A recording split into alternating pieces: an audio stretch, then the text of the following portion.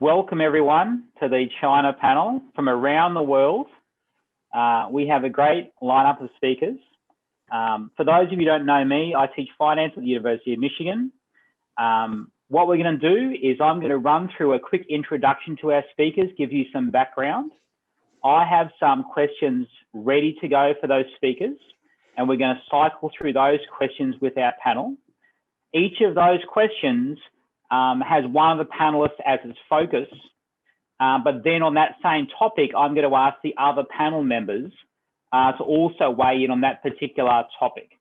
And so we're going to run through about 7 questions that I have prepared, and then we're going to turn it over to the audience to be putting questions in the chat room or raise your hand. Whichever way you want to ask the question is fine. It's really neat if you turn your cameras on because it makes a bit of more of a shared experience for us all than just having to talk into blank squares. So it's actually a lot more enjoyable. But if you need to leave them off because you have bandwidth problems or whatever, that's also fine. So Daniel, if you're ready to go, I can run through these introductions to the speakers. Ready to go? Well, yes, let me start sharing their bio. There we go. Terrific. Yeah, so we're going to start with Adam. Adam is the Regional Head of Markets for HSBC Private Banking.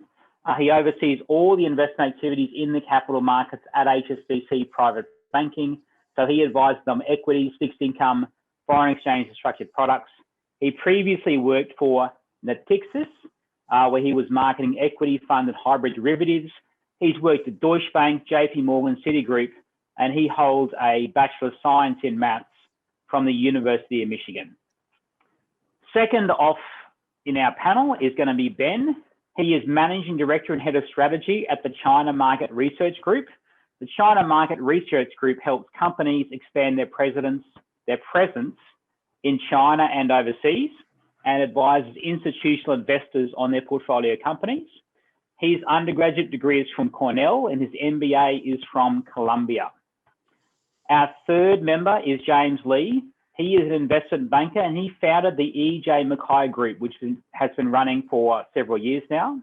He's got 20 years experience in Chinese financial markets. He formerly worked for Merrill Lynch as an investment banker and as a consultant for McKinsey. He's an adjunct professor at Tsinghua and Zhejiang universities, and he holds degrees from Oxford, Chicago, and Harvard. Yihao Zhang is the president and CEO of GE Healthcare in China. He does strategic development. He previously worked for Danaher, and he holds an MBA and a master's degree in engineering management from Northwestern University. Finally, we've got Dr. Zhihang Shi, Vice President and General Manager, North America China Limited. He is an expert speaker on US and China trade relations, and he holds a doctorate from MIT and a bachelor's and a master's degree from Peking University in China. So those are our 5 panel members. That was very fast, but I want to get into what they have to say and not just talk about them. And so with that, and again, start thinking about some questions for our panelists. I want to ask Zhihang Shi a question. Zhihang, if you recall from my little introduction, everyone, he is General Manager, Air China North America. Air China is listed on the Hong Kong Stock Exchange. On January 2nd of this year, the stock price was $8.26 in Hong Kong dollars. Yesterday, the stock price was $5.27. So the stock price is down 35% in local currency terms. Revenue passenger miles in 2020 for Air China was down 53% from 2019 levels. So how did Air China react to the impact of COVID on travel? And what are your expectations regarding passenger volume recovery in 2021 and 2022? And do you think there's any long-term implications of the pandemic that your business needs to consider? Or once we're all vaccinated, are things back to normal? Okay, so first of all, well, thank you for inviting me, and thank you for designating me as your lead-off speaker. That's an honor. And Michigan is near and dear to my heart. Many, many years ago, I guess a few lives ago, I worked at Northwest Airlines, and I lived in Minnesota, Minneapolis, but Detroit was our biggest hub. And so I frequented Detroit and never made it out to Ann Arbor. I was looking forward to going there this year, but it won't happen. And I hope at some point I will be able to go there and meet you all in person.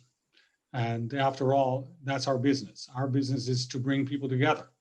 And so to answer Professor Hall's question, let's first of all think about the impact of the COVID.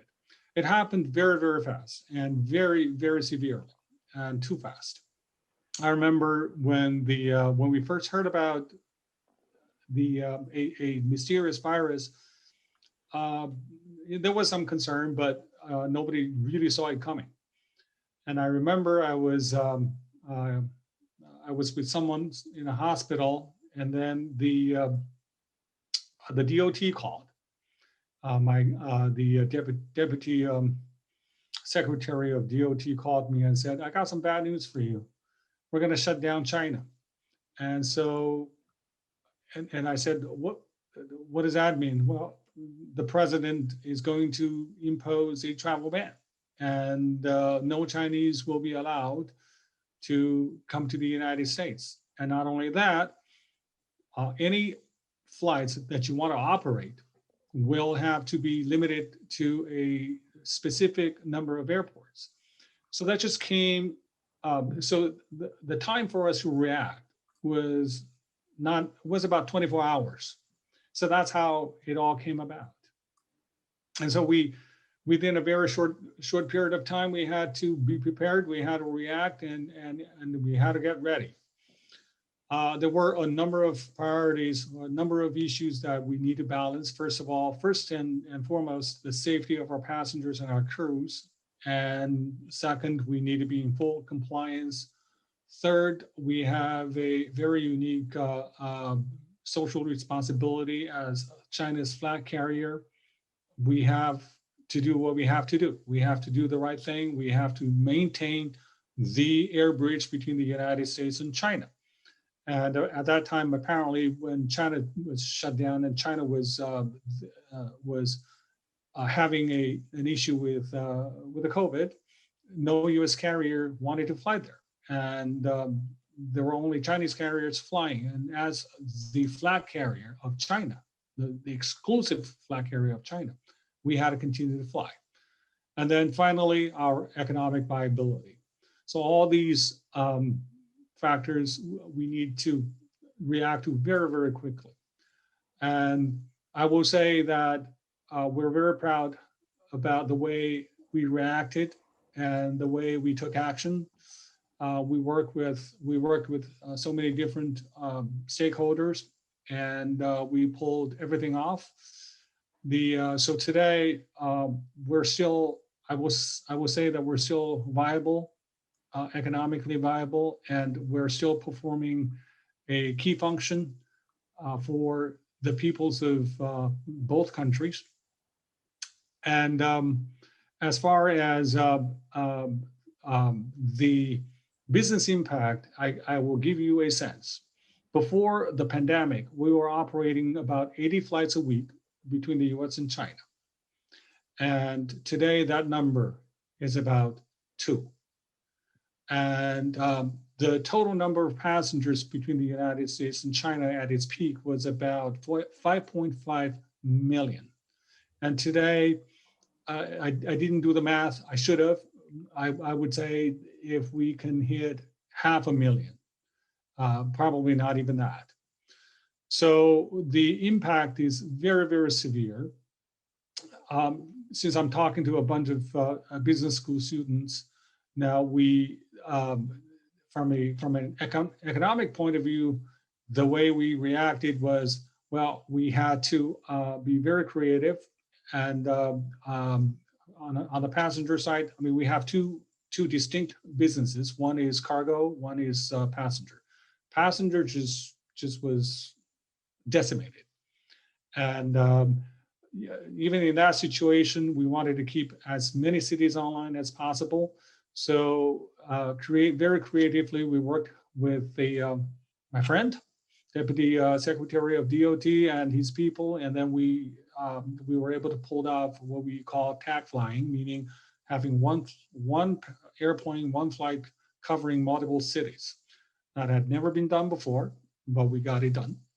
And also, we very quickly took our parked airplanes, passenger airplanes, and converted them to cargo flights. And I would say it was a very profitable operation. So I think so far we have done pretty well in terms of the safety and security of our passengers and our crews. I think we've done an excellent job. And economically, we still are faced with strong headwinds, but I think all things considered, we have managed extremely well. Now, looking forward, that is why I tested a little video just now, and I will show it right now. Let me see if I can. Let me test my screen sharing skill. Here it is. Okay, let's share it.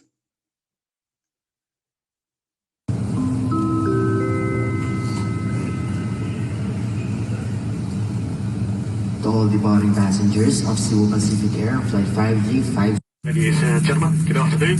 This is the captain speaking. Just about ready to depart. Should be away on schedule in a couple of minutes.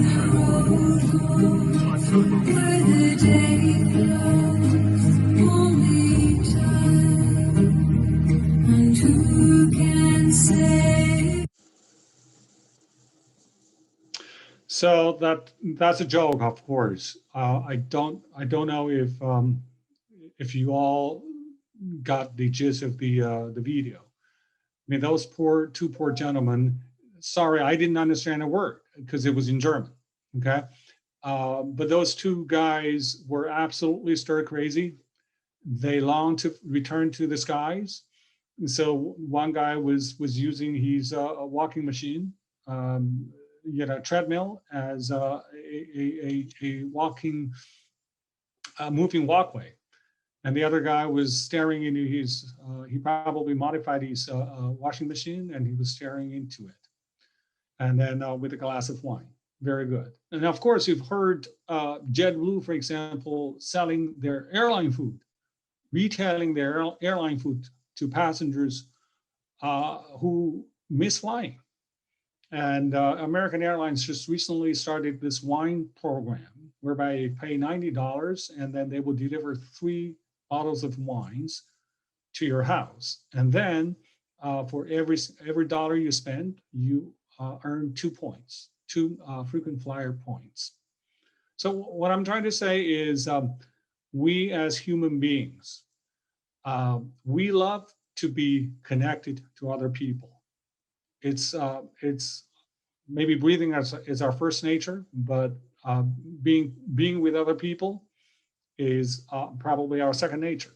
Now, if you, I love the etymology of the word idiot. Now, the word idiot in Greek means a person who is alone, a person who doesn't interact with other people. So nobody wants to be an idiot, and there's a reason that we're not idiots because we're simply social animals, and we want to see the world. We want to be with other people, and we want to see the world. And so, and then from a business point of view, the most effective way to do business is still in person. There's no doubt technologies, including what we're using right now, Zoom, is getting better and better. But I will remind everybody that as an industry, we have survived, number 1, the telephone, number 2, the fax machine, number 3, the email, and number 4, the Skype. And business travel has been growing and growing and growing. So I think on a long-term future, perspective, I remain highly optimistic. Short term and midterm, if I can predict that, I don't think I will be talking to you today. So short term and midterm, I think it's I think it depends on heavily a number of issues. Number one, the vaccine is critically important. People need to feel safe. People need to feel secure. And number two, this is a time when everybody around the world needs to work together. All governments need to work together. And if you look at China, for example, domestic travel until maybe a few days ago, has been coming roaring back. But internationally, there's very little, and it will take governments around the world to work together to standardize their regulations, standardize their policy before international travel will begin to resume. But again, I will again want to strike a optimistic tone that travel, both leisure and business, will come back, and probably it will be led by the recovery of leisure traffic. So, Professor, that's my spiel, and I'd be happy to answer any further questions. Well, I'd like to build on one of the parts of your answer there and turn it over to pose this question to another couple of our panel members, because you made the case that we will be doing business in person again because that's how we prefer to interact. And by extension of that, we're likely to get more deals done. But two of our panelists, James is in investment banking, Ben's in consulting, Adam's in private banking. Maybe I could turn it over to those panelists and say, well, would you agree with that thesis? Or because it builds better relationships? Or can you see that now that we've made these video calls normalized, that we'll be traveling a lot less in terms of business? Do we have any disagreement there? Okay, yeah, this is James Lee. I want to show you two things. Okay, one is, look at this. This is a champagne glass. Yeah, I got this from last year's ABC. So this is my second time here. So thank you very much to everyone, and also to your upper class men and women. I have this, but instead of champagne right now, it's sparkling water. Sorry. Otherwise, after this, I'm gonna drink some champagne. And if the voice breaks up, I have this, but at the moment, I usually actually use this almost 90% of the time, but now I decided not to, for the reason that Zhihao Qi just said, the human relationship. So a bit about what we do. We buy business, we sell business, we advise our clients to buy business, we advise our clients to sell business. And around the world, in Europe, in the US, in Australia, in New Zealand, in China, in India, everywhere, for ourselves and for our account, for other people. So that's so pretty much, let's say we are in everything. The firm's been around for 20 years. I started the firm in 2001, so it's been a while. And I've been, we've seen a few ups and downs. So, well, the first thing, about personal relationships is very important. I actually, without the pandemic, I fly monthly. I fly monthly within China and then to usually Europe. And Europe, our geography for business-wise, we have Nordics, which is Finland, Sweden, Denmark, and Norway.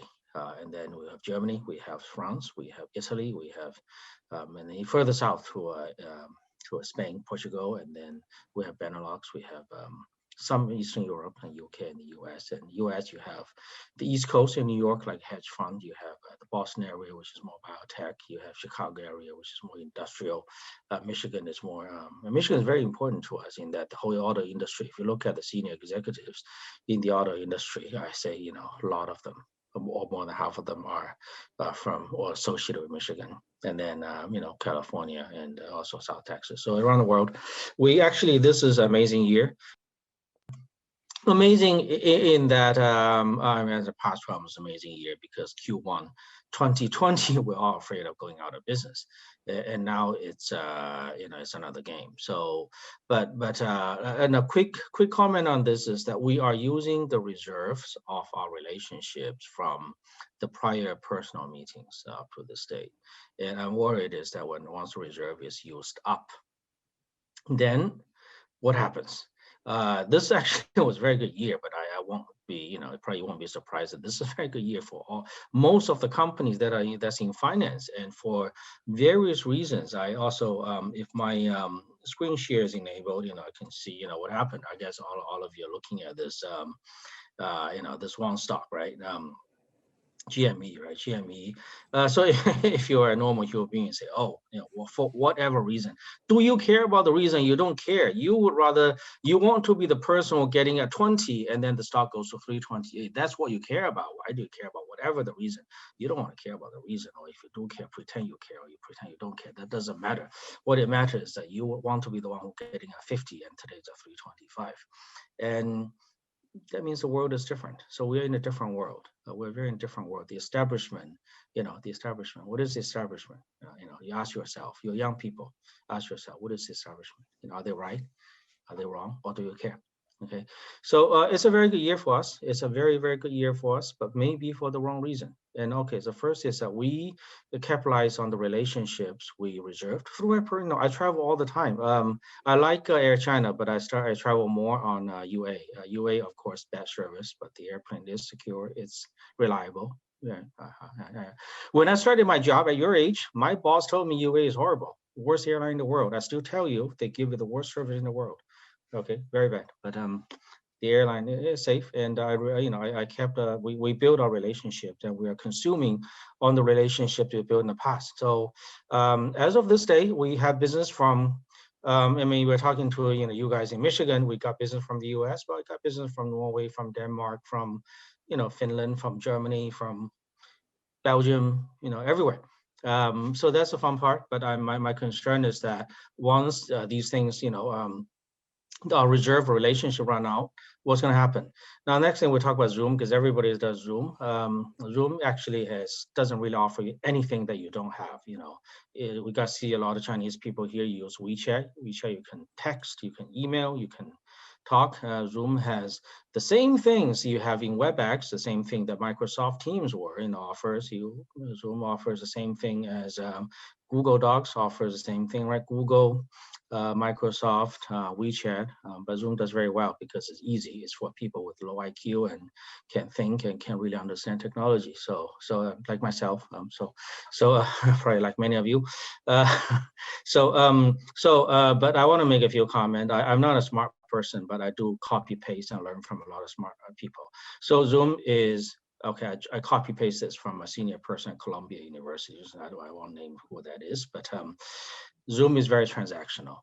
Okay, using Zoom, you can meet somebody, get your things done, but you won't have a relationship. Okay, if you see somebody on video and then you break up with that person, probably it doesn't hurt that much. Okay, I want to give you a sort of a specific frontline examples. The month of January is very, very interesting. If I were, talking to you in, your classroom, probably I can ask you a question, but now it's pretty hard for you to, sort of interact with me in that manner. But January is important, so that I can really even, I actually have taught at a lot of universities from LBS to Tsinghua and to Zhejiang University. But anyways, so January is very, very important to us. So I mean, otherwise I'll ask you a question, but not give the answer. Okay, nobody's gonna ask me the question. Very, very, very, very important to us in the cross-border business. You know why? The Chinese have a Chinese New Year. The Chinese New Year is minimum two weeks off, and that's around February. So when the Chinese come back to work, with their minds come together, that's March. And you don't start a new year in March. Okay, you do not start your new year in March. You start your new year for the Chinese in January. January is a time because the Chinese actually are pretty bad in honoring their agreements. So January is the time you use your emotions, your tears, and your relationships, your candies to tell people that pay me the money you owe me. Okay, so January is, first of all, the Chinese go to the customer and say, hey, you owe me that money, you know, I'm going home to see my mom. Please pay me the money you owe me. And they do get paid, okay? The Chinese are good people, nice people, although they don't honor what they, you know, what they say, but they're nice people. So January, first of all, the Chinese go and beg their customers for the money that is theirs. Okay, first thing. Second, they summarize the whole year. Okay, so what happened the past year? Okay, and third is that they allocate the budget and plan for the new year. So that's January. Okay, and for Westerners, let's say Europe, and let's say Latin America, but in Europe, January is the time the new year started. So they actually start the new year. That's the time you plan the next 12 months and do things. So January, we're facing one end of the world where things are being planned, and then budget is allocated. Another part of the world, things are summarized, money is collected, and then things are also planned and allocated. So that's the month we get a lot of things done. So, okay, why we start with January? Because, you know, we are at the end of January. So the interesting thing, the week 1 January, we signed a contract from somebody in Germany. We never met, they found us through the internet. We just don't know who they are. They found us from the internet, and they want us to sell a business for them. And we negotiated, discussed for 2 weeks, and then the contract signed, we got paid, and work has started. We never met them. They never met us. But I tell you what, I have physically been to that street in Frankfurt. Okay, at least I can relate to that. Like when I go to Frankfurt, I mean, you know, I'm getting old. It's a horrible thing. Because I usually take the same airline, go to the same hotel, and then I walk in Frankfurt. So we're able to talk about something we both know, the Opera House. Okay, I know exactly how many minutes from where I usually live in the hotel to your office. And so we signed a contract. And then January also, last week, we signed a contract for Norway. That's completely different. Now this in Norway, you know, the North Sea offshore, you know, technology related to oil. So that's something we built from a year ago. That is, we actually never met that person, but then somebody else met my client, and we talked for a while. Eventually, things cooked over, and we signed a new contract. So that's a new customer that I physically never met. And then we also signed, I mean, this month, we signed a number of contracts from different parts of the world, but they are all related at some points with a physical connection. So that's pretty good. But I do want to share with you about something else, which is also equally positive, interesting, but then didn't stick.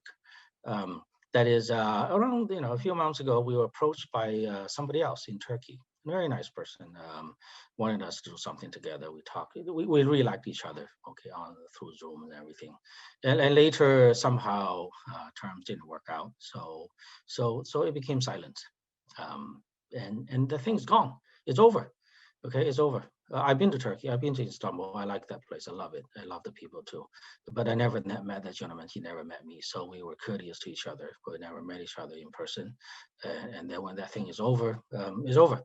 It doesn't hurt your feelings. Okay, if you break up with your partner, your girlfriend, boyfriend, or partner, you'll probably feel hurt. I didn't feel hurt. I don't think he felt hurt. So it's transactional. You think that we can do a lot of things virtual, but it's transactional. And then we, you know, after all, everything else is really for the human experience rather than the human experience, you know, is for the purpose of maximizing the profit. Come back all in all, this actually past year, we were lucky that things were good. A lot of finance companies are doing well. And my concern is that we are consuming the reserve, the savings we built over the years. And then if this thing continues for another, no, I think, you know, last summer I planned to go to Czech Wimbledon, you know, travel to the Nordics, back to Asia.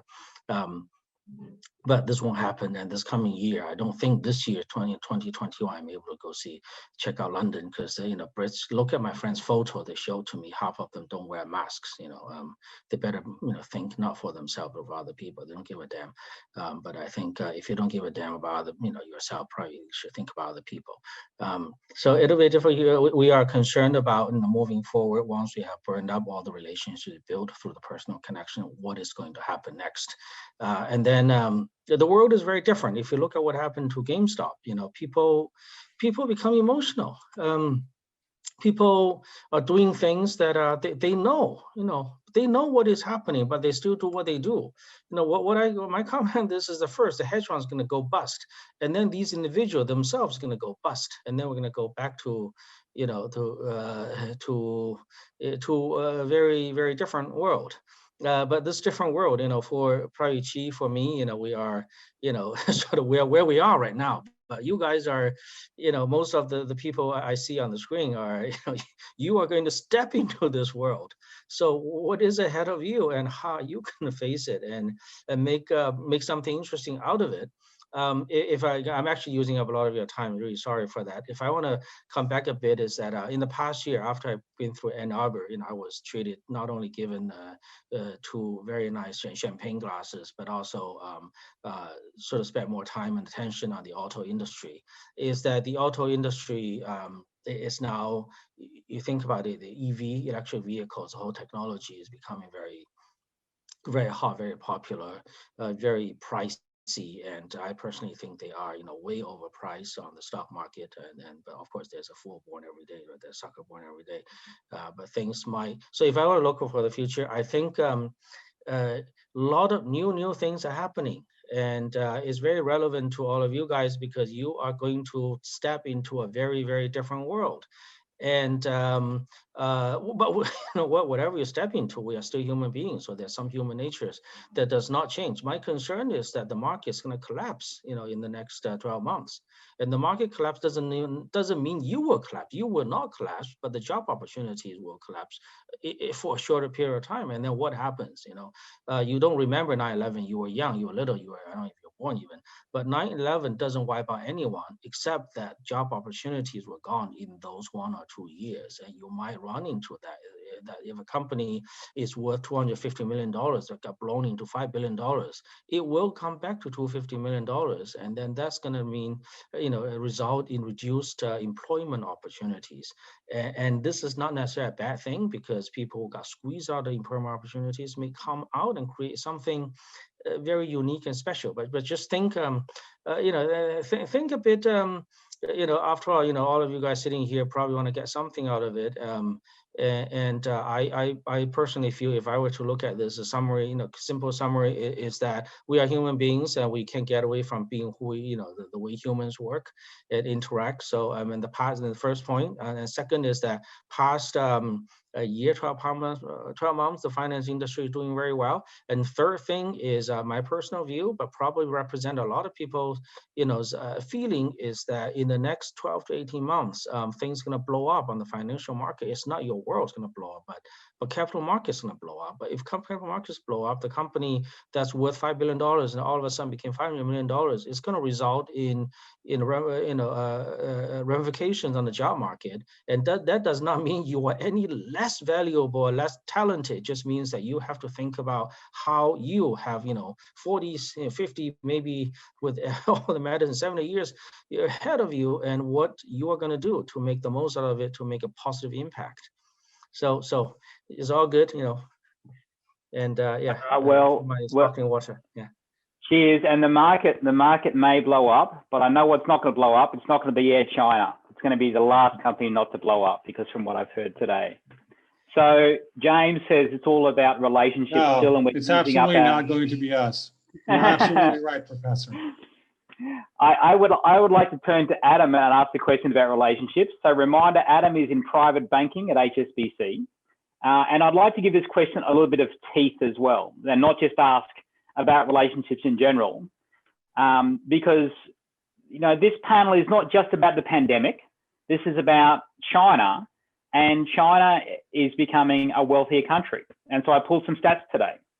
And so on average, national income in China has been growing on average per adult at 7% per year in real terms over the last 20 years. What happens when average income grows typically is that income inequality also grows. So in China, the top 1% of the population now earns 14% of income. The corresponding number in the United States is 20%. And the bottom 50% of the population earns 15% of income. And the corresponding number in the US is 12%.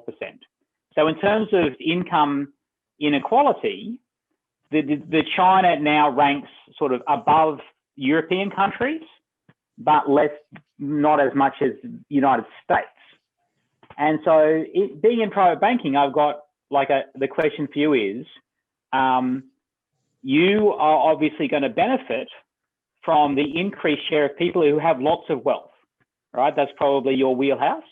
But how has your relationships with those people changed in recent years? And secondly, do you think that there's any broad implications of an expansion of that income inequality, which seems to happen with many countries as average income increases? Thank you, Professor. So hi, everyone. It's really my honor to be able to speak with you all here. Maybe beforehand, let me start very quickly about what I do, so give you a better context. So I run the capital markets products team for Asia with HSBC Private Bank. It's a team of around 70 people based in Hong Kong and Singapore. So what the team does is we are in charge of product development, investment advisory, trade execution. We also work on streamlining all the procedures. More importantly, we spend a lot of time studying, our processes and work on IT development with the IT team. So yeah, first of all, to James' point, is absolutely right. The financial market is pretty buoyant right now. Our business is firing on all cylinders. Actually, since early 2020. It's not really the pandemic. Pandemic is not good for everyone. It's more the liquidity after Fed easing, after all the printing money actions. Now going back to the China, China is definitely a big market, right? I think everyone knows it's not only for our industry but for all industries. It started off with offshore money. As you know, there is constantly money coming out of China into the rest of the world, especially Hong Kong and Singapore. So we have been a beneficiary of it. And for information, for us, China account for probably 30-40% of our AUM, but those are only offshore clients. In terms of onshore, we are starting to venture into it. As you know, China's wealth industry onshore is still in the nascent stage. There's a lot of room for growth. Giving you some data, AUM, wealth under management in China accounts for only roughly 87% of China GDP back in 2019, while in the US, the figure is 187. Right? So you can see the penetration is not there yet.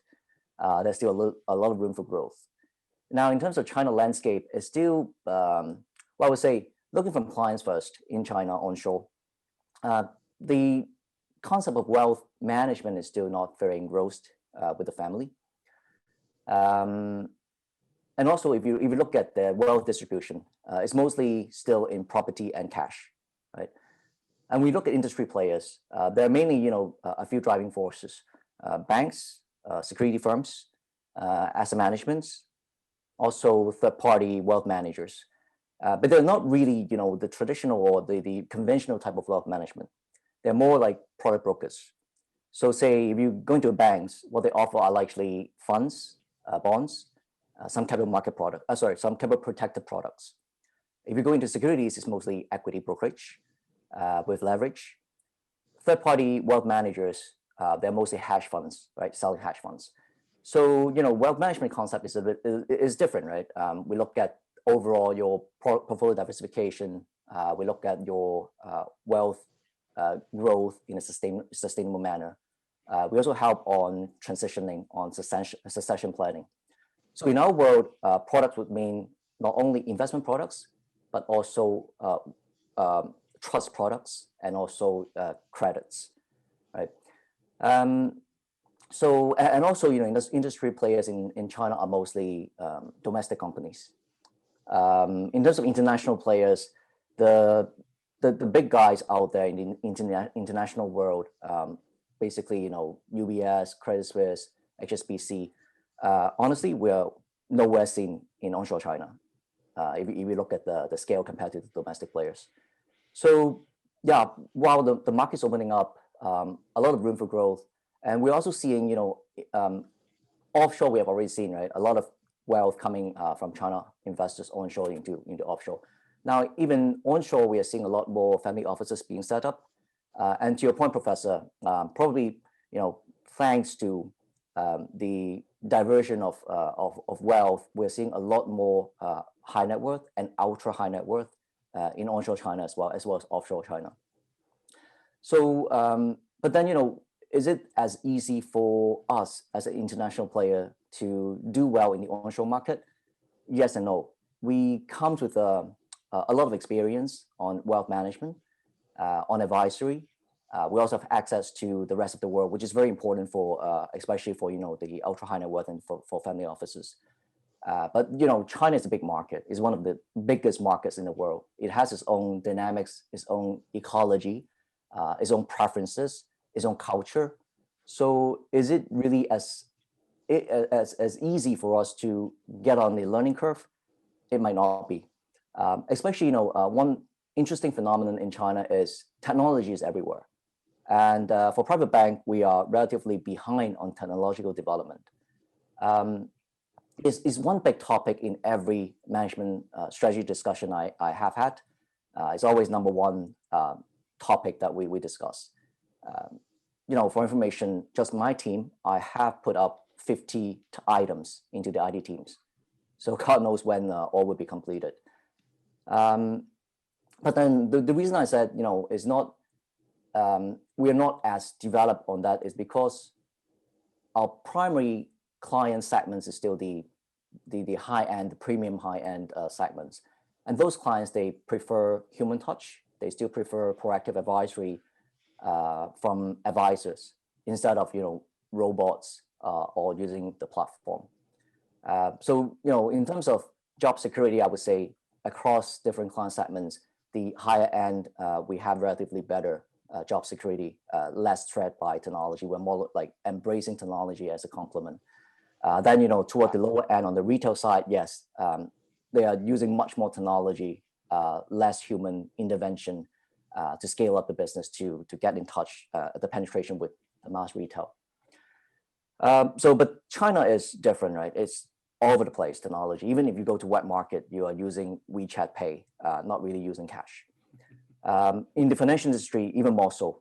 All the insurance products, wealth management products, funds, you can all, go on WeChat, you can see them all. So it will be a big adjustment for traditional private bank, especially, toward the premium end. So it's a tug of war whether, we could sort of infuse our conventional private banking thinking into the onshore rich, or, the other way around, we accommodate ourselves, adapt ourselves quick enough to learn the China culture. So it's too early to tell. So there's a lot of opportunities, but is it as easy? Difficult to say. Yeah, I like your comment there about there's a generational divide between the relationship business model of private banking versus the technological relationship. And the way it was presented to me at a different forum was the person is saying that the next generation, they want the advice, but they don't necessarily want the advisor. So a younger generation of investors, they don't necessarily want you to take them to dinner. They want good advice, and they might get that through a technological interface, but they are less interested in, having this personal relationship, but they still want the advice and they'll pay for it. I would like to introduce Sean, he's tapped in for Ben, who couldn't make it. So Sean is Ben's business partner. And as a reminder, they work for, I believe you're the owners of the business, right? China Markets Research Group. I'm the only owner. So Ben's my employee. You are the owner. So he's going to get a talking to for not showing up. So I apologize to everybody. Okay, I'm so in Shanghai right now. A reminder for everyone that these are the people these are strategy and implementation people. So if you want to expand your business in China, or you're raising capital, or you're an institutional investor, they are the people who help you navigate that challenge. And the question that I have for Sean relates to the relationship between China and the US. So a bit of background, there's two big trade barriers that are currently in place. So directionally, the first trade barrier is that the previous Trump administration put tariffs on $360 billion worth of Chinese goods that are coming to the United States. And those percentages of tariffs range from 7.5% to 25%. And that has caused manufacturing capability of importers to be shifted from China to Vietnam and other lower cost Asian manufacturing hubs. It hasn't created any manufacturing jobs in the US, just slightly more expensive hubs in Asia. In the other direction, there is an embargo on at least 60 companies, and then even more, on technological exporting of intellectual property to Chinese companies. So you can't provide, if you're one of these companies, trade secrets to those Chinese companies, because the government is trying to put in place an impediment to Chinese technological advances as a competitor to US interests. We have a new presidential administration, but at the moment, the Biden administration has not said that it's going to take away those tariffs. It has been silent on the issue. And at present, it has not lifted that embargo on technological exports to China. So my question to Sean is, can you comment on the US-China relationship in general, or these trade barriers specifically? And what are you telling clients, and how has your business been affected? Well, good morning, everyone. I'm here in Shanghai, China. So first of all, thank you to Stanley and to Jason for inviting me to speak to you today. I was literally on the way to the gym when I got a panicked call because they couldn't reach Ben. So I apologize for him. I'm not sure what happened. But I think, it's a very good question that Professor Hall has brought up. What is happening between the Trump regime, and I call it a regime, not an administration, and his dealings with China? What's going to happen with the Biden administration in China? So let's take a look at what's happened both with the trade war, because I think it's important to understand how we in mainland China view what the Trump regime was doing. Like Pompeo and Trump, I would consider to be evangelical Christians who are trying to contain China's rise and destabilize it. This is not a trade dispute. If this was purely a trade dispute, then why is Qualcomm? Why is Intel? Why is Texas Instruments? Why are all these American tech companies lobbying to continue to be allowed to sell to Huawei? Huawei in 2019 bought $13 billion US of IT equipment from America. So IP infringement, theft of technology is a red herring. Trump was using Hong Kong, using Xinjiang, using economic sanctions against CNOOC, an oil company, looking at the Xinjiang cotton. These are moves by Trump because of great power issues. And this is something that all of you as 20-year-olds are going to have to deal with for the next 10, 15 years, because this is not easily solved. So how did the Chinese view this? They don't view this as giving in and opening up China's economy, and all of a sudden Biden is going to back down. Well, if you look at it, China has opened up. They changed the rules on auto ownership. Now Tesla, whose stock has been soaring in the last year, has largely been soaring because it's booming in China, because China allowed Tesla to open up a 100% owned factory. China has also allowed American Express to come into the market. So between China and the United States, the US has been the bad actor. So China is trying, and they're opening up, and they're giving olive branches to the United States. They have said, we want to have good economic relations with the Biden administration. Now, for me, I think Biden's a decent guy, but I don't think he's going to be a friend of China. It's been very disappointing in the last 2 weeks to see Anthony Blinken, Janet Yellen, Jake Sullivan, during their confirmation hearings and other pronouncements, continue to view China as an enemy. So what does this mean for business? There's two things. It's kind of a long-winded answer, sorry. But there's two things businesses have to do. The first is, what do Chinese companies? They have to focus on indigenous innovation. Even if Biden tries to create a more stable, friendlier relationship with China, there is no way Huawei, ZTE, SenseTime, FaceTime, any Chinese company can trust the United States again. The US has lost its prestige globally. Chinese companies must build up their own indigenous innovation and technological ecosystem in China. A lot of my neighbors right now in the last 2 years have opened up tech supply companies to Huawei, and they're making fistfuls and fistfuls of money. If any of you are mainland Chinese and you're into tech, don't work in the United States, come back to China. You work in a company like Intel, you might make $250,000 a year. You come back to where I am, you'll probably make $2-3 million US a year, because it's do or die for Chinese tech companies. For Western companies, what do they need to do? Well, they're facing severe competition from rising Chinese brands. But they're still making a lot of money. China, again, is the largest market for Mercedes, for Intel, for Adidas. So there is real money to be made here. Foreign companies are continuing to invest because this is the growth market. We expect there to be about an 8.1 to 8.2% GDP growth in 2021. It's the major trigger for growth for the world's largest companies. So foreign brands still want to sell into China. But as Professor Hall mentioned, there has to be a shift when we're talking about supply chain management.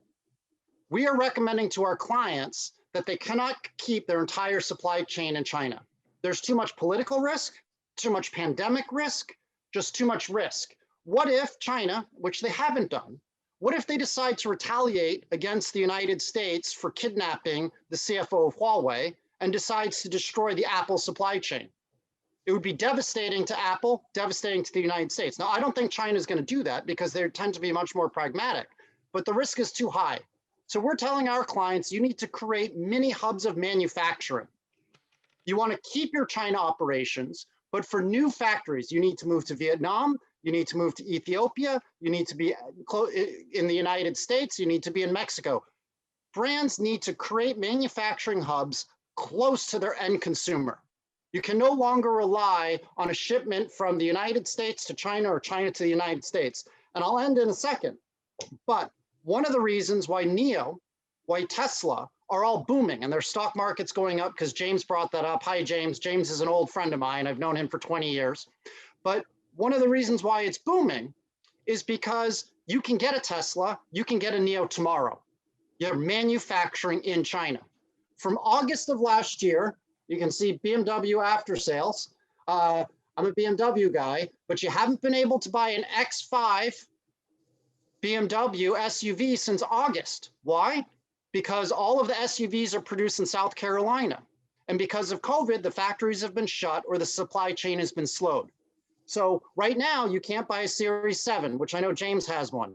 You can't buy an X5 because they're all blocked in China. And that's one of the reasons why Tesla and NIO are doing so well in the China market. So that's sort of a long-winded answer. I'm sorry, I'm going to get a message from Stanley telling me to stop soon. But basically, to sum up, US-China is going to have terrible tension for the next 10, 20 years. I'm very, very worried about it. Biden doesn't have the political capital to try to solve and ease things, and I'm not convinced that he does. He's no friend of China. He's working with India, he's working with Australia to try to contain China's growth. So Chinese companies are going to focus on indigenous innovation. If you're in tech, the best place to be in the world right now is mainland China, because that's where the innovation is taking place. And I'm not sure if this is my last word to say something, but you know, you guys are 20 years old, so you can't come and hire me, but you can come and work for me. I am looking to hire people, so feel free to send me a resume. We're trying to hire a lot of people in the next 3 to 6 months. So thank you so much for having me. And again, apologies for Ben not showing up. And I was literally on the way to the gym, so my hair is a mess. Luckily, I sleep in a suit. So thank you. What you have to remember is that the Ross School of Business students have already called you on that. So right now, your email inbox is receiving 50 resumes and said, remember you said you would hire me? They've already sent it.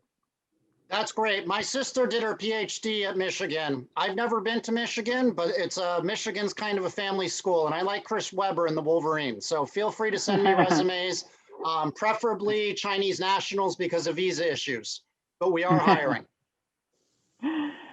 I want to change tactic, and I want to talk a little bit about tech because Sean's got us all excited about tech. So we're going to turn over to Yihao Zhang. As a reminder, he is the president and CEO of GE Healthcare in China. And my question is going to be about artificial intelligence. And I'm going to admit, I don't understand the difference between artificial intelligence and analyzing a large data set in other ways. And I need it to explain to me. And this is of particular relevance to GE Healthcare because in September of 2019, GE Healthcare launched what's called the Edison Artificial Intelligence Platform in China. As an example of what that does, it helps radiologists prioritize cases involving collapsed lungs, amongst other applications. But most people don't know how it differs from other large sample analysis, and I certainly don't. So can you describe for us what artificial intelligence is and how it's going to be used by GE Healthcare to deliver outcomes? And is it about getting more efficiency, or is it about generating new therapies that we wouldn't be able to generate without artificial intelligence? Absolutely, Professor Hao. First one is it's great to hear all those panel speakers, passionate panel speakers talk about China and the U.S. And all of us are bridges between the China and the U.S. And particularly for Michigan, I mean, I have a lot of affection besides being a Buckeye fan, and I lived in Windsor for a couple of years for automotive industry. So really great to be here.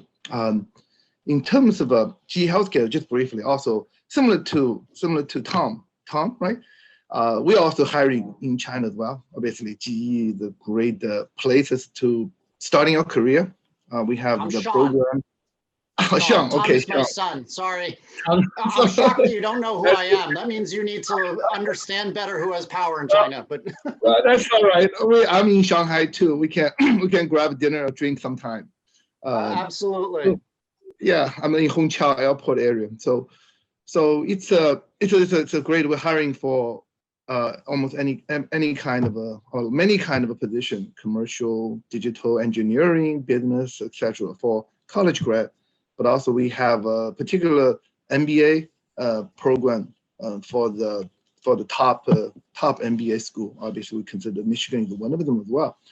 So really, feel free to drop me an email for if you're interested in any undergrad and graduate school programs.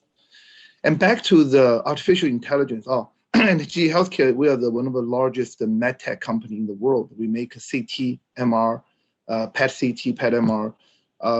And then obviously we're one of the largest, probably if not the largest medical company, tech company in China.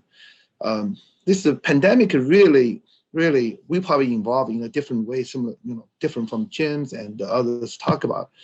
Our product is used in the front line fighting against COVID-19.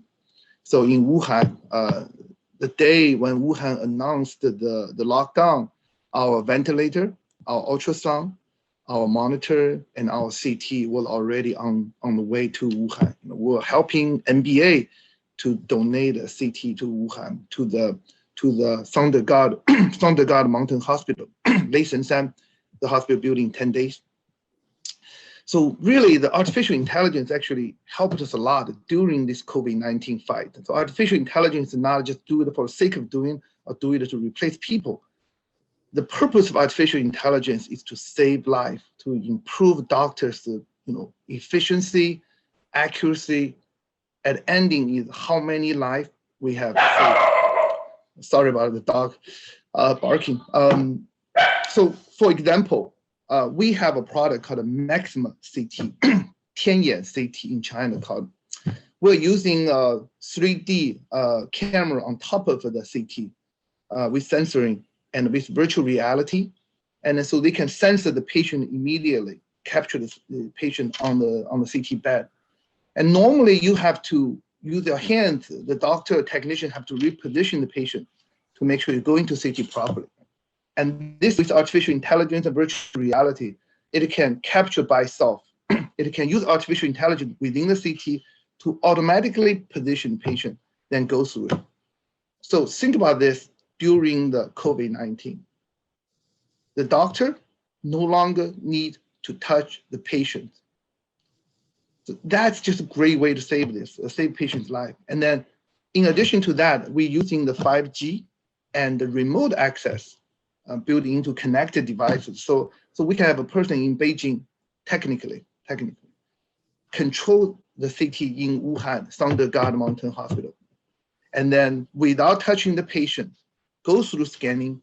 Normally scanning probably take about, in the US, probably each CT scan about 20 people, half hour. That machine can scan people probably in about, 80 seconds or within a second, a couple minutes, you can scan that. That machine I've seen in Wuhan scan per one day can scan up about 500 people instead of 20 people, like in the normal Western world. So those kind of things, to think about how many COVID-19 patients we can early diagnosis, and then we can capture it and we can prevent the prevention. Then you can calculate the death rate. You can calculate literally how many patient life you can save by doing those kind of AI, artificial intelligence. So this is just one way in the hardware side, how do we do artificial intelligence? On the software side, I think we have a Precision Health Institute. Our goal is precision health, right? We have I think COVID-19 was announced, the Wuhan lockdown January 23rd. On March 5th or 6th, we have a COVID-19 artificial intelligence software come out.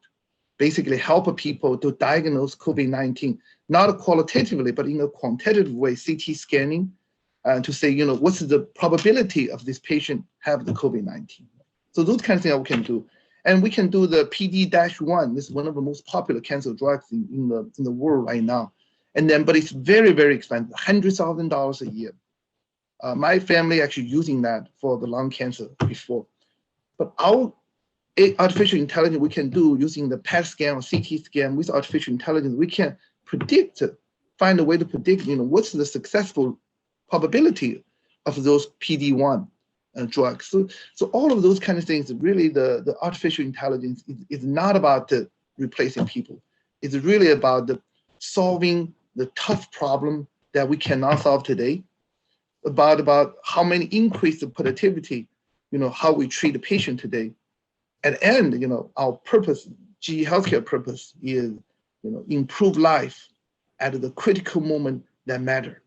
So eventually, at the end, we can save people's life. So we're pretty excited about this Edison platform. Edison platform is like iTunes store.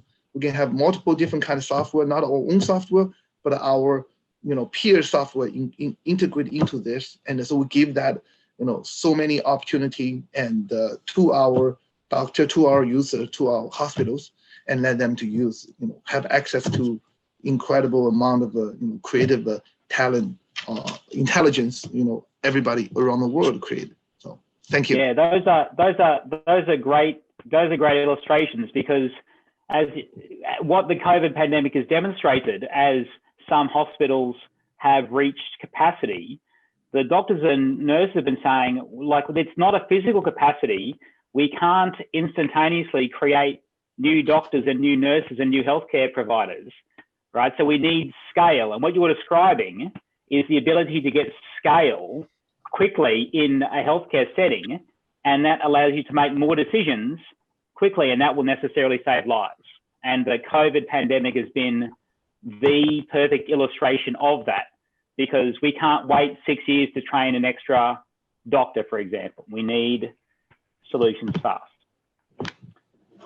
So you've heard some of my questions.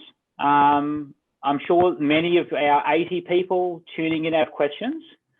You can raise your hand to ask a question. I have more, but I want to hear from you. So, or you can put a question in the chat room, however you want to do it. So questions from the floor.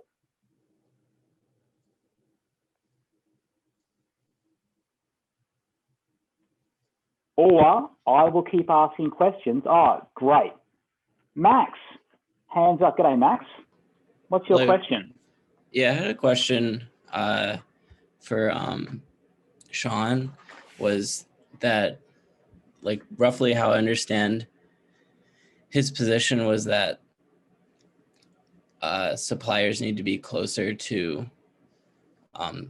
customers in terms of like technology supply chains, but isn't that also kind of a bad move in terms of like decoupling and hurting global supply chains? Yeah, I think that's a great question. Thank you, Max. So look, if you're going to look for best of breed manufacturing at the higher value end, it's still going to remain mainland China, right? China didn't steal jobs from the United States. Okay, that's a red herring. China has outcompeted the US on manufacturing with great infrastructure, good tax breaks, and a well-trained labor pool. You know, when you take a look at the high-speed trains in China, they're absolutely incredible. You don't have the scale anywhere in the world that can replicate what China is doing right now in aeronautics and things like high-end auto equipment. But here's the thing, the world is going to have to decouple, right? This is not something that big business can make a decision on. This is something that's happening from the voters and from fear-mongering government officials in the United States. So what brands need to do is take care of their employees and take care of their shareholders, and they have to be able to get products to their end customer in a timely manner. So their job is not to try to stop decoupling necessarily. Their job is to be able to get a new car straight over into the China market. So what is BMW doing? They're not shutting their South Carolina factories for the X5. They're keeping it there. And hopefully they're going to be able to sell them into the United States. But they've accelerated their manufacturing plants, which they originally were going to open in 2022, 2023 in China to sell to China, because X5's largest market in the world is now mainland China. So they have to have products here. It's just about an issue of being able to take care of your end customers. I'll give an example. In August 3rd, I was rear-ended by a truck. Okay, huge truck came up and just smacked me in Shanghai. Now I drive a M-class BMW, okay? It took over 4 months for the repair guys to fix my car. I only got it back in December. Why? Because all of the M factories were shut in Germany because of COVID. So basically BMW needs to come up with a better manufacturing system so that customers like me can get my cars fixed back. Now I'm about to buy another car. I'm not sure I'm going to buy a Series 7 or an M because I have to factor in about the supply chain issues. So right now, actually this afternoon, I'm going to take a look at a Neo because all the manufacturing is done here. So I agree with you, Max, but at the end of the day, you know, it is what it is. The US government is very clearly trying to decouple the world, and there's not much that we as business people are able to do about it. Thank you. All right. That's a tremendous answer, right? It illustrates that, you know, the world goes where it's going to go, right? And you have to make decisions on the basis of the world it is, not the world that you would like. Right, Jason, I don't know, are you from Australia? Yes. Yeah, so I hear an Australian accent, and I love Australia. It's one of my favorite countries in the world. But tension between China and Australia is so bad right now that Australia is going to have a really rough time in the next 3 years because mainland Chinese students are too scared to go to Australia right now because the Prime Minister there, Scott Morrison, has denigrated Chinese values. And so, you know, families are thinking, where do we want to send our kids? Right now, they want to send them, instead of Australia, they're going to be sending them to Canada, to the UK, where they feel more welcomed, and maybe even stay in China. And Chinese aren't buying Australian wine right now. That's not what we want. I love Australian wine, but I can't buy it right now. They've increased tariffs. I have a solution for you. Just fly on Air China to Australia and then drink as much Australian wine. What is it? I was at a Trader Joe's the other day. You know, that yellowtail or whatever tail. Go for it. We fly there many times. on our. Oh, you run Air A350. China. Okay, now I get it. Yes, I do. Yeah, you don't need to go to Trader Joe's for your yellowtail. They sell it that one at the gas station. But I agree with you 100%. For those of you unaware, Australia relies very heavily in the education sector. I used to work at the University of Queensland on international students for revenue, and the main source of that revenue is students from China. And that is at risk at the moment because of, number one, government. It's not even so much government policy, but just government statements, which are not necessarily helpful. So that is causing a challenge, as well as there's been one reason Australia has been largely unaffected in terms of illness with COVID is that the borders were effectively sealed. But that has caused a challenge for that international student market and a huge loss of revenue. But I agree with your view that the government stance towards China is not helpful. So we could do better there. Any other questions from the floor, or I will pose more questions, but I want to give you the opportunity. It's a surprisingly quiet group. Come on, Brian Wu is a good friend of mine. I will ask him what's going on. Well, Do you know Brian? Do you know Brian? Which Brian one? Is he in the room? Wu. No, I don't think he's in the room, but he's a professor at Ross. Oh yeah, I do know Brian. Yeah. Yeah. Sorry, I was thinking about the questions. No. I would like to ask a question about state-owned enterprises. So this isn't directed to anyone in particular. So China has state-owned enterprises that compete against the private sector. And in particular, it has large commercial banks that compete against the private sector. But it's worth noting that in the United States, it's not like the United States is immune from state-owned enterprises as well. So you've got these two mortgage giants, Fannie Mae and Freddie Mac, that effectively subsidize the mortgages of homeowners in the US. They are state-owned enterprises, and they crowd out the private sector mortgage market for no particularly good reason. So it's not the case that China is the only country that has state-owned enterprises that impact on the private sector, but relative to other countries, it probably has more of them. And so I'd like to go to the panel and say, how are state-owned enterprises, transitioning out of this outsized influence, or is it increasing in influence? How does it affect the private sector? And does anyone have any comments on the true extent of non-performing loans of commercial banks in China, which we never really know how many loans are non-performing, because whether a loan is classified as in default or not in default is kind of at the discretion of the bank, which is a state-owned enterprises. So any thoughts from our panel members? What about Anam? You're in banking. Any thoughts about that?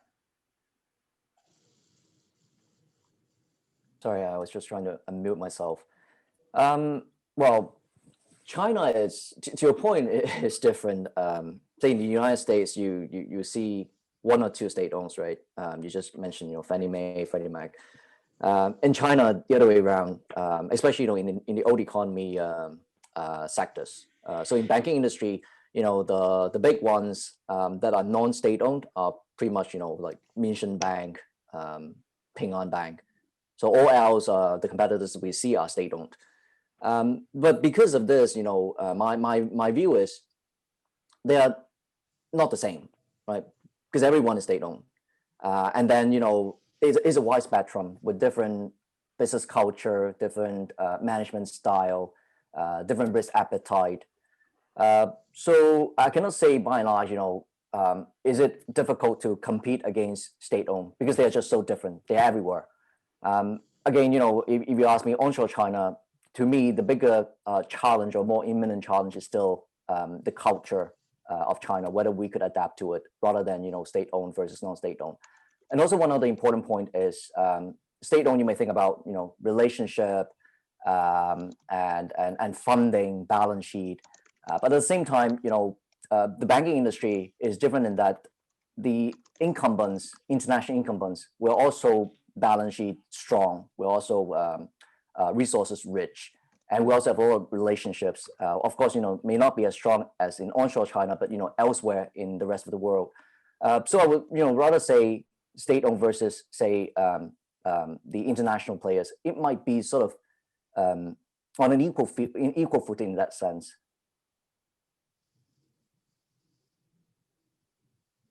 Anyone else have any thoughts on the impact of state-owned enterprises?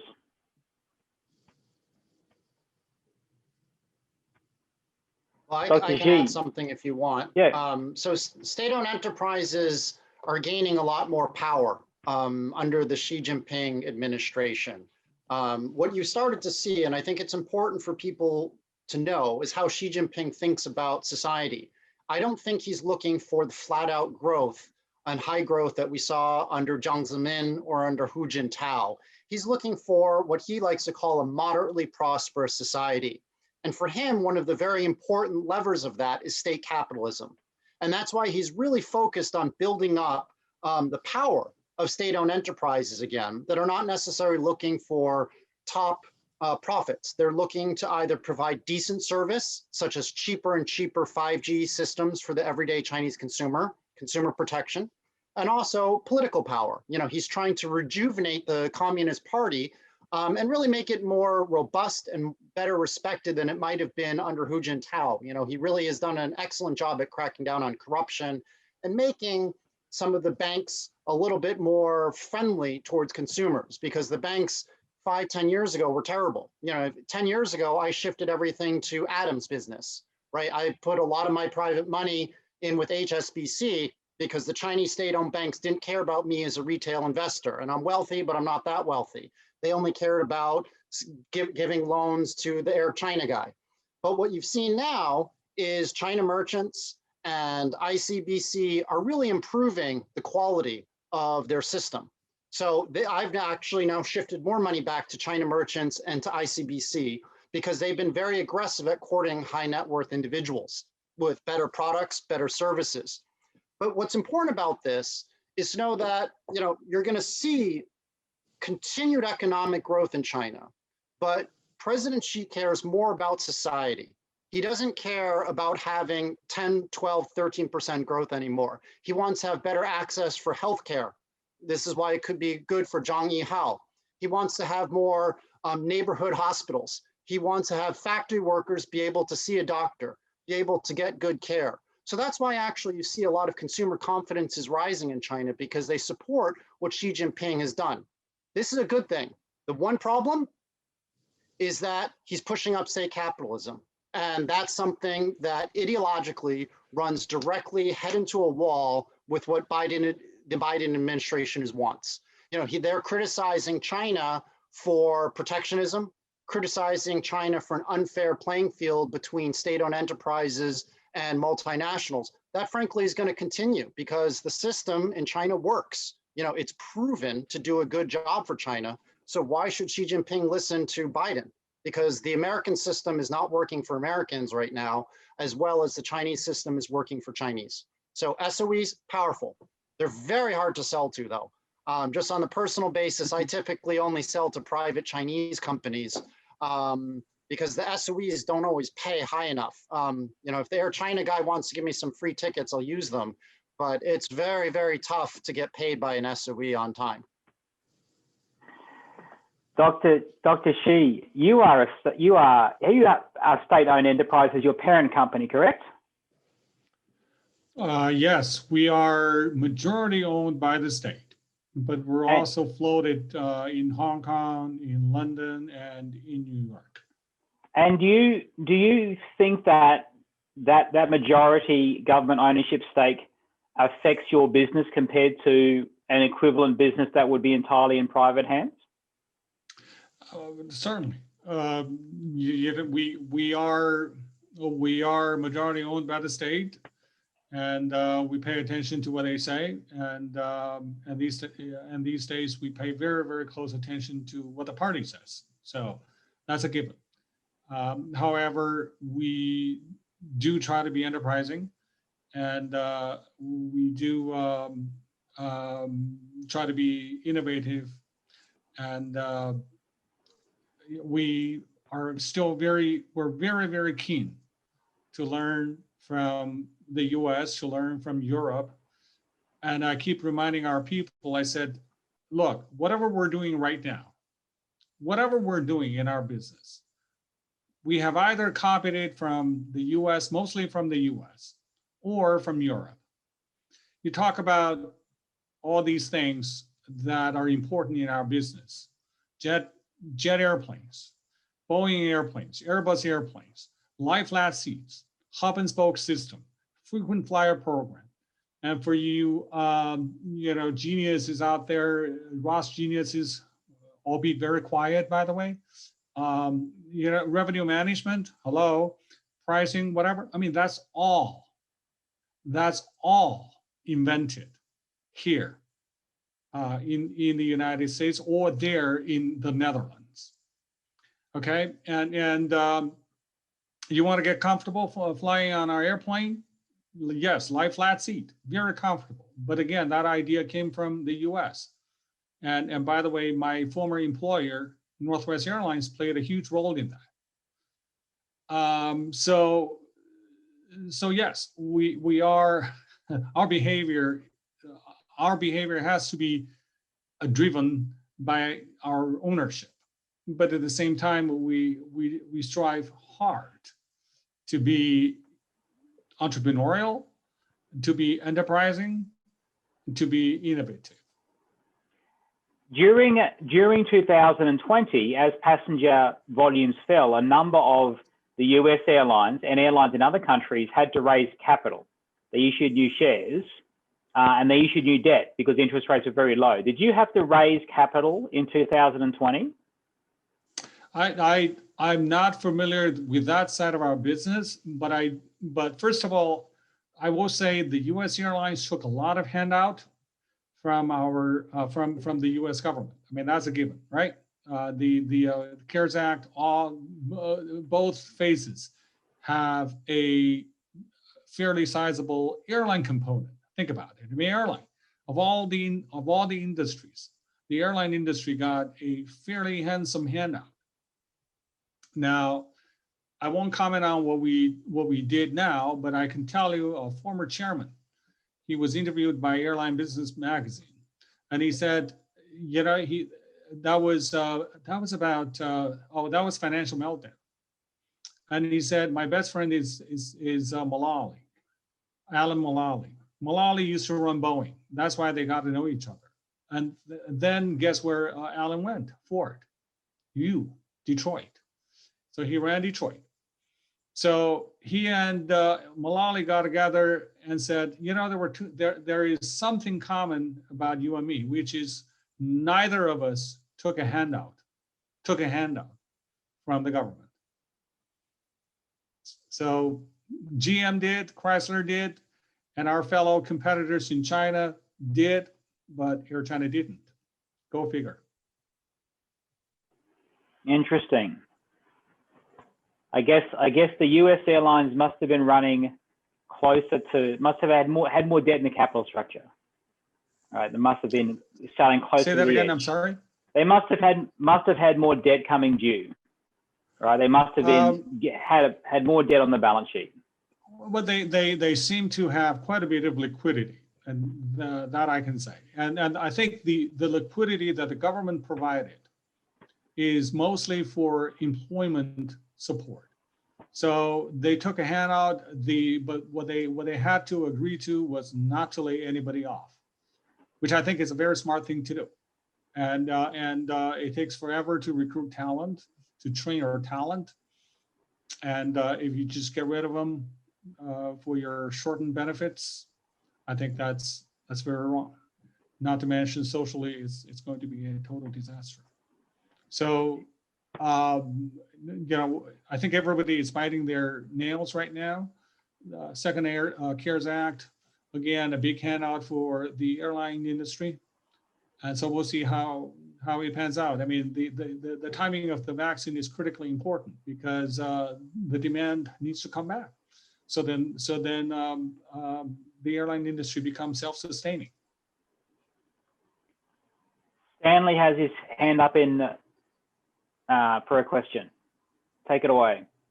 Yeah, so I'm just I want to go off on the talent part. I mean, all of the speakers you guys here went to some sort of educational institute in the United States, and then most of you are working in China or working for a Chinese company.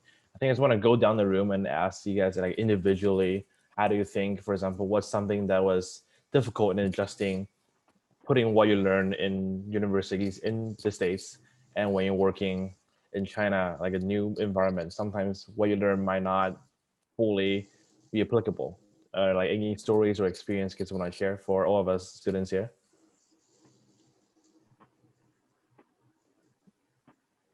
I mean, I think just anyone can just like start. Maybe James. Okay, yeah, Stanley, thanks for, I mean, I was out of college a while back, so the question is not exactly that clear to me, but I'm trying to guess is that you asked me, so kind of any suggestion for, you know, for you guys. I actually, unlike a lot of people, I actually went to college in the US, but also spent 2 years in a Chinese college.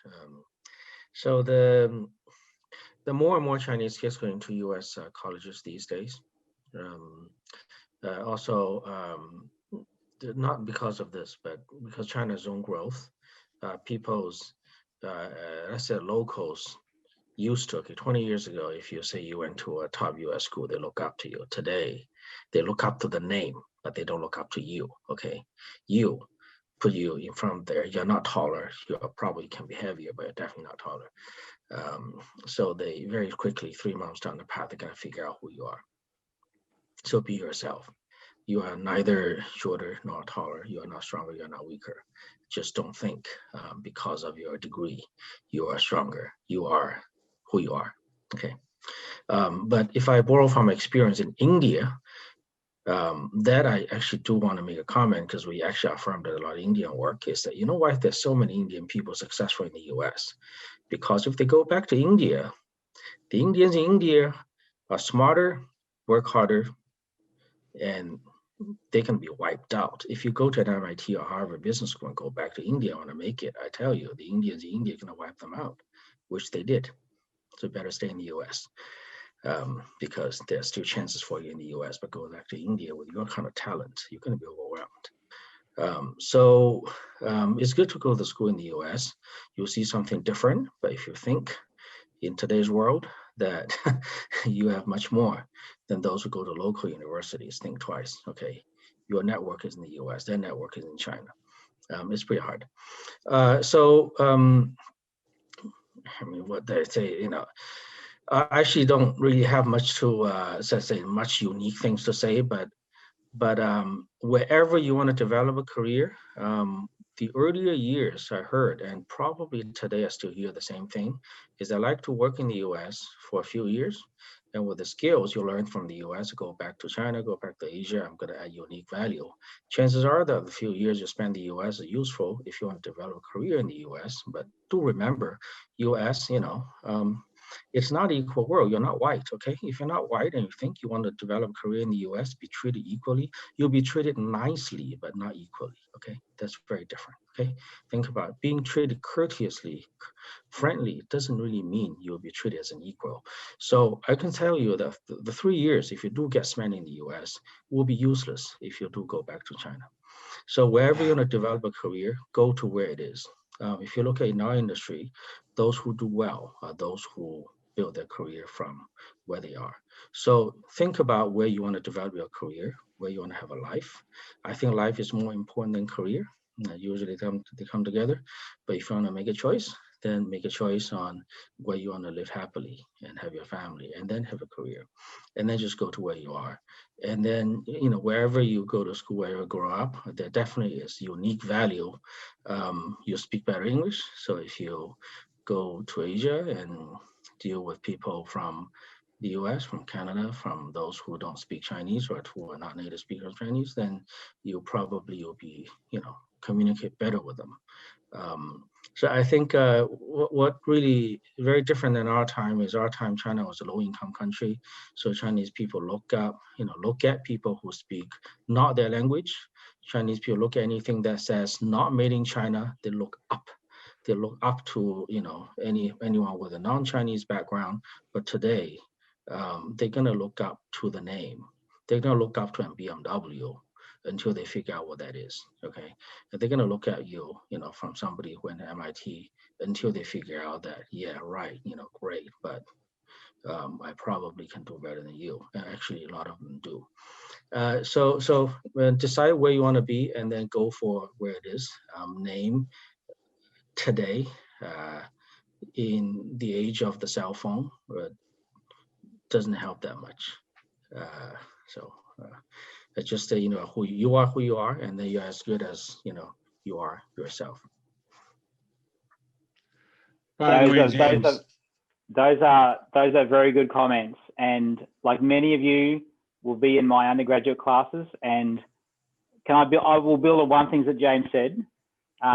It brings me to tears sometimes when I have a student and we have a conversation and they say, look, here's what my career is going to be, and I'm going to go be in banking in order to move to private equity, in order to move to funds management.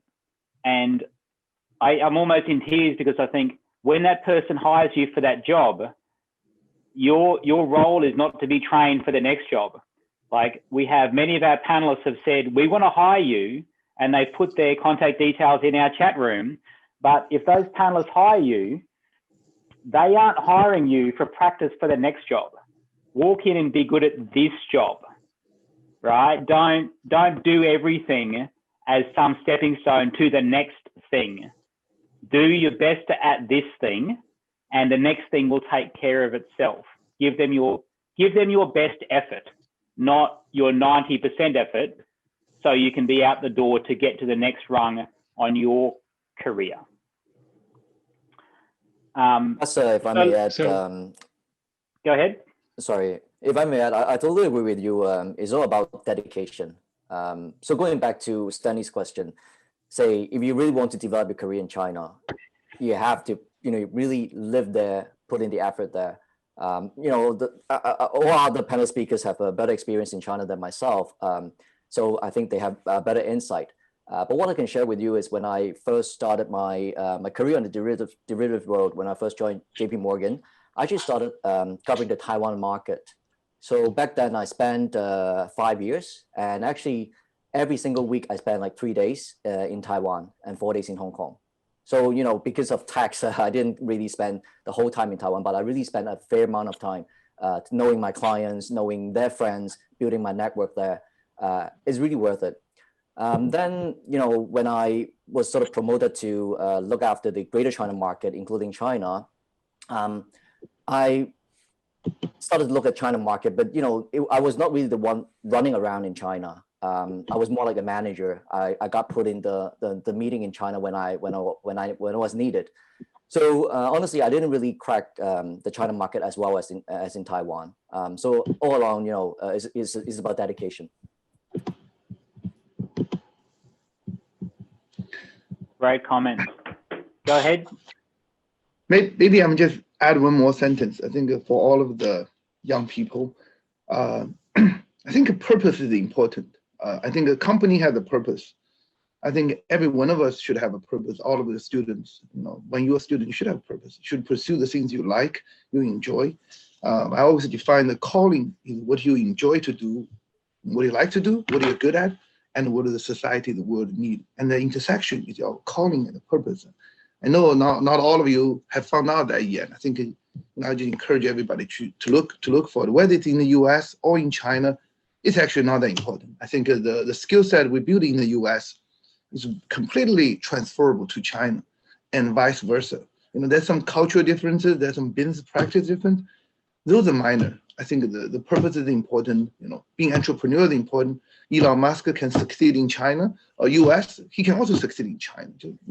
Steve Jobs can succeed in the US. He can also succeed in China, vice versa. So really, the life ahead of you, and enjoy it. It's a journey. It is entirely a journey. And by the way, I will second, first of all, I think I will second James' comment, which is you need to be committed. Either I think either you're gonna make it in the US or you're gonna make it in China. I don't think, I think it's very, very difficult to make it in both places because these two countries are so different. And I personally, I've never worked one day in China, never. Even though I work for I used to work for a U.S. company in Minnesota, and then I worked for Air China, but always in the U.S. Now, James raised a great question. Think about it. Nikki Haley, Kamala Harris, Pichai, and what's the name of the Microsoft's head, and then the former CEO of Pepsi Cola. You name it. You name it. We in the U.S., we Chinese, constantly ask the question: why is it that they seem to be highly successful? I don't have an answer, and I really don't. But enough digression. But let me go back to Stanley's question. You don't know what the future holds for you. You probably can only follow whatever you want to follow. Now, I went to Peking University. I studied applied math. I was trained as a scientist, and I went to a small school in the U.S. Now, James mentioned it.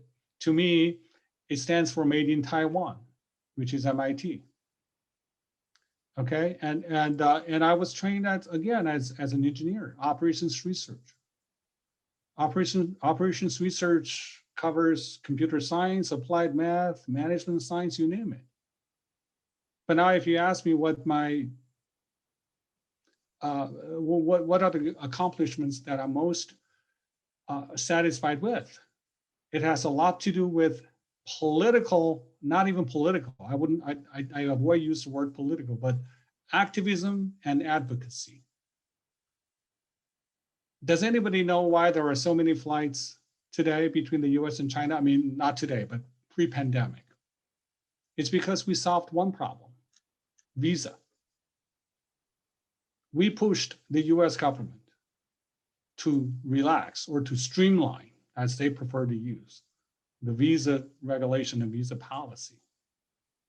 As a result, in 2005, not even 250,000 Chinese came to the United States. Then at the peak in 2018, 17 timeframe, 3.5 million. And how many airplanes did we buy? How many Boeing airplanes did we buy? And quite frankly, it has nothing to do with linear regression, with optimization, with derivatives, but it made an impact, a huge impact on the world, generated millions of jobs, created a huge impact on the economy of the United States, and then brought a lot of happiness to Chinese visitors who came to the United States and visit and have fun, and generated probably better understanding between the two countries, between the peoples of the two countries. I never thought I was trained to do that. Why would a graduate of Peking University, applied math, and MIT Operations Research Center do something like this? You just never know. So I don't know. Follow your heart, follow your passion, and don't forget happiness. There's only so many years you can live, and so much money you can spend. You can only have 3 meals during a day. You can sleep in how many beds? I drove a 1994 Toyota Camry into the ground. It died in 2017. Yeah, I was the #1 guy here in the United States for Air China, but so what? Why do I have to have a BMW? No, I don't. Because it doesn't necessarily generate happiness for me. So I don't know. It's a non-answer. There is no set path for you. And I always go back to this great lady, Barbara Bush. And he once said, when we were born, we think there's something out there, there's a station. And so we want to graduate from high school, go to college, get married, blah, blah, blah, blah, blah. And we are so busy reaching from one station to another. Always thinking there's something like, there's a great station lying ahead, flags are flying, glory, whatever. Then sooner or later, we found life is a journey. So just enjoy the journey. All right, and on that, I'll add in some thoughts. Oh, on that note, yes, you're not going away yet. You're staying here, but I'm told by our organisers that we have to somehow shift tactic. But I think the conversation is going to be the same because they have planned like free networking as opposed to panel format. But say whatever you're going to say for that. I don't know how it changes from here, but panel Stanley, tell me how it changes from here. So I will explain the logistics afterwards. So thank you so much for all our speakers and our moderators for sharing all these experiences that you have. And so from now on, it'll be a free networking session. And so if speakers you have the time to stay and network with our attendees, we will greatly appreciate that. But at this point, the panel discussion has ended. So if anyone needs to leave, feel free to do so. But we'll keep this Zoom meeting open for whoever who wants to directly speak to our speakers. And if anyone of our speakers would like to create a breakout room with a few attendees to chat, then please also feel free to do so. And we can also assist in doing so.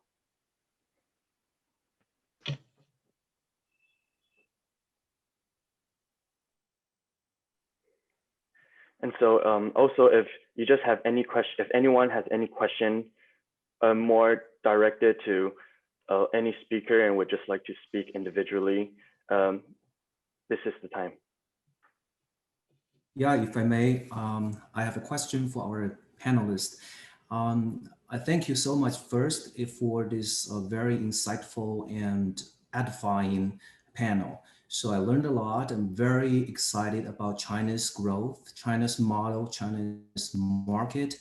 So my question is more about some of the concern about Chinese market now, especially the China's debt. So when I look at the data, so now China's debt is more than 250% of its GDP, higher than the United States. So I want to invite the panelists insights on this issue and how it may impact your businesses. Thank you.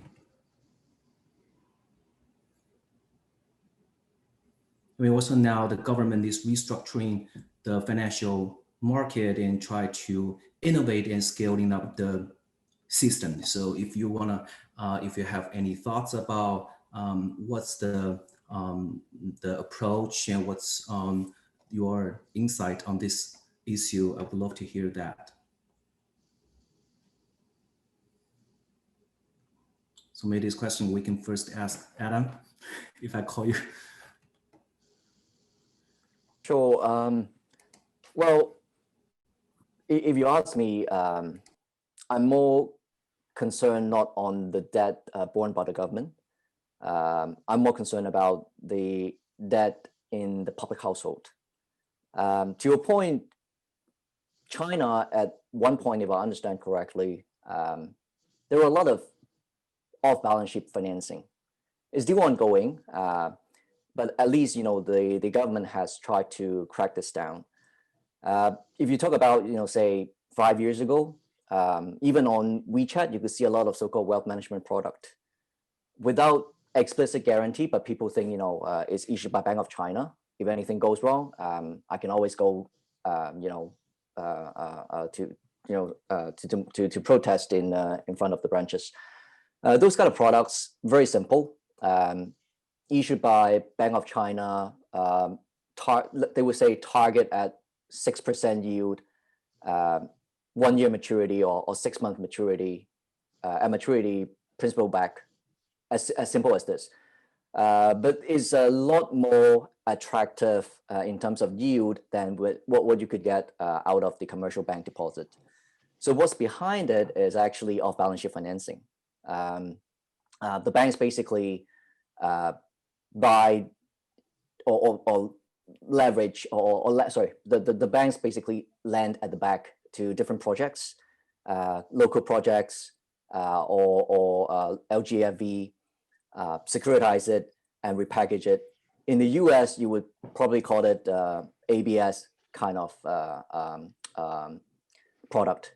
But back then in China, they didn't say it clearly in the terms. So you are not really understanding, what you're buying at the back. All you know is, it's issued by Bank of China. So that kind of activities were rampant a few years back, to the point, I think back in 2016 or so, the government really, cracked this down. It's not healthy for the growth of the economy. But there's still quite a lot of off-balance sheet financing ongoing. Give you another example, not on the household side, but more on the company now. The property development, the property developer sectors in China, there is recently the so-called 3 red line governance, controlling, how much debt different property companies could borrow, especially in the offshore public bond market. So to get around, now you are seeing more and more innovative private placement. For example, recently I was shown a private placement deal where the bond was issued by an orphanage SPV. So, independent from the issuer, but the issuance is guaranteed by the HOCO, the property developer, with specifically 2 days exclusion in terms of the guarantee, specifically on the 30th of June and the 31st of December. So if you look into the details, essentially what they try to do is they want to get this totally off balance sheet and even not shown in the financial statements. So, this is another thing we are seeing getting quite common in the market. And if, there are more and more companies doing this kind of private placements that are not shown in the financial statement, it would mean, the financial statement is not really reflective of the real credit healthiness of an issuer. Credit rating agency report might not be as reliable. Then that could be a problem. So I think it's a matter of time when the government would look into this. But this is the more concerning part that I see in terms of leverage, rather than the overall government debt as a percent of GDP.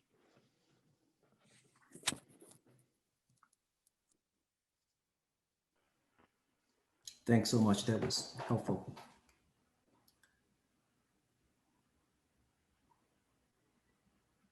If I can just jump in here, I know that Sean says he might have to leave earlier. Like, can the speakers, can I just give us a head up, like if you guys have other things scheduled, or can you guys stay for like maybe like 10 more minutes? I think this whole thing should end in like 10 to 15 minutes, because I think we're over the time.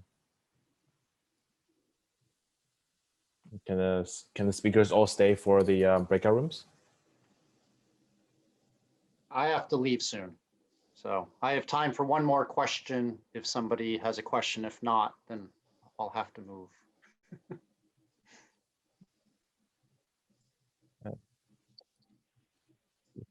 Anyone have a question for Sean or? Sophia's got her hand up. Go ahead, Sophia. Hi, I had a question, I think primarily focused at Sean. But we see here in the US, in the Bay Area, since COVID has happened and since everyone has moved to Zoom, that housing bubble in the market has finally burst, and a lot of people are realizing that they can work via Zoom, and they're dispersing throughout the US and starting different markets in different areas of the US. And I'm wondering if in China, since the Zoom has taken over, if we're seeing those similar things, because I know in Shanghai and in different cities, housing is really difficult. The hukou system makes it really hard for a lot of people to get full housing and different benefits. Are people starting to move to other areas of China as well and start settling down and making new areas that are kind of going to boom in the future?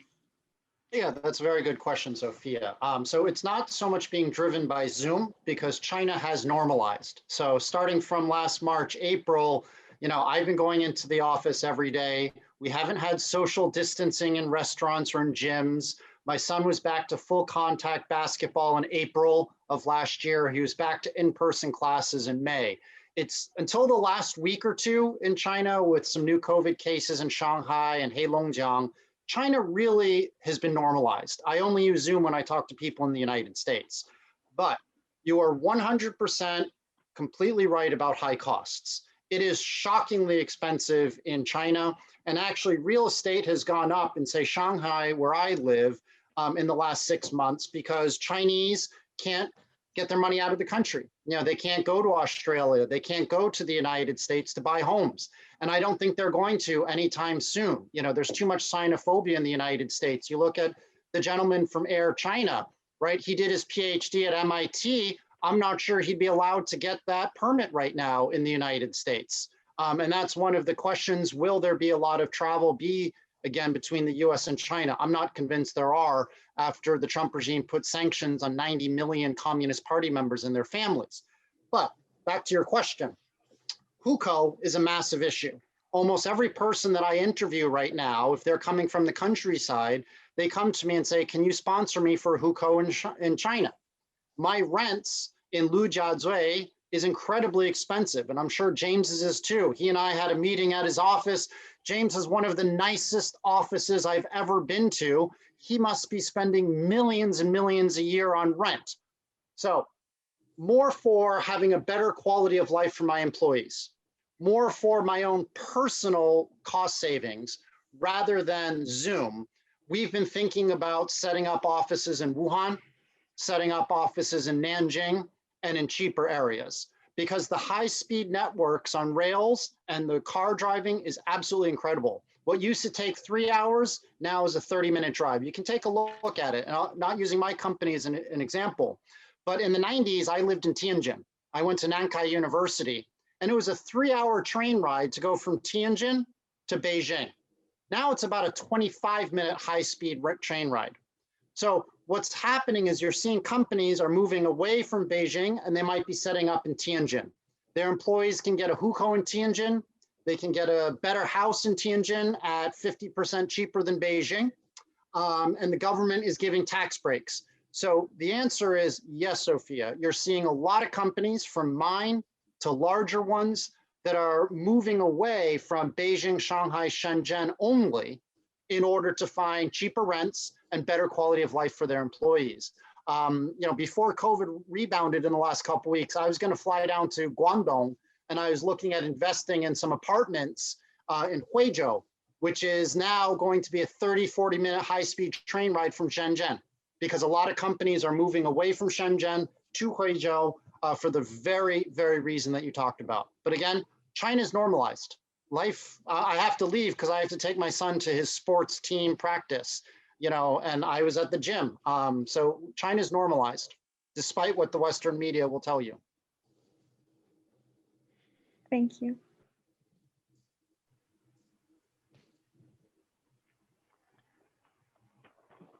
Well, Stanley, I think this is your show from here. Are you going to run breakout rooms, or are you wrapping up? What do you want to do? I think we reached enough time. I think most of these speakers do share their contact information and their email in the chat box. So if any of you students want to reach out to them individually, please do that.